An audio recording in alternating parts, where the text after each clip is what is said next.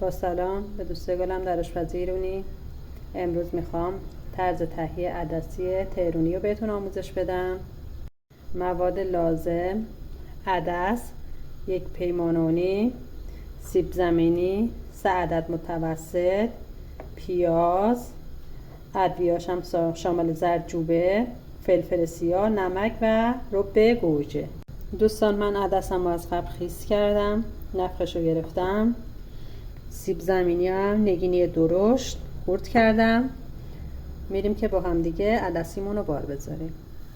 دوستان، قبل از هر چیزی من پیازامو تفت میدم.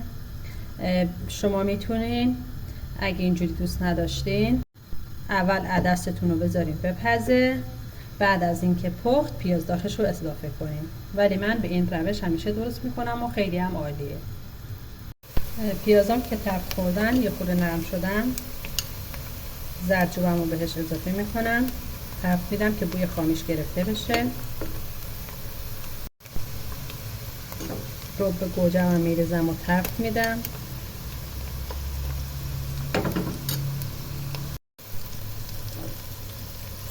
مقداری هم فلفل سیاه میریزم. دوستان، اگه دیدین عدسیتون پخت و لعاب نداشت میتونید تو مرحله آخر 1-2 قاشق آرد تفت بزنین و به عدسیتون اضافه کنین.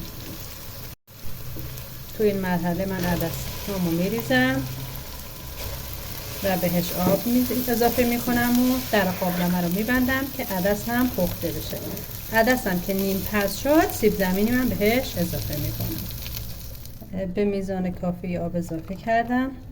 در نمکم هم اضافه میکنم و در قابلمه رو میبندم که عدسم پخته بشه.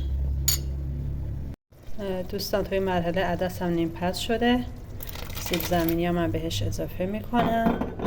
دوستان، اینم از عدسی من آماده شده. یک عدسی خوشمزه و رستورانی.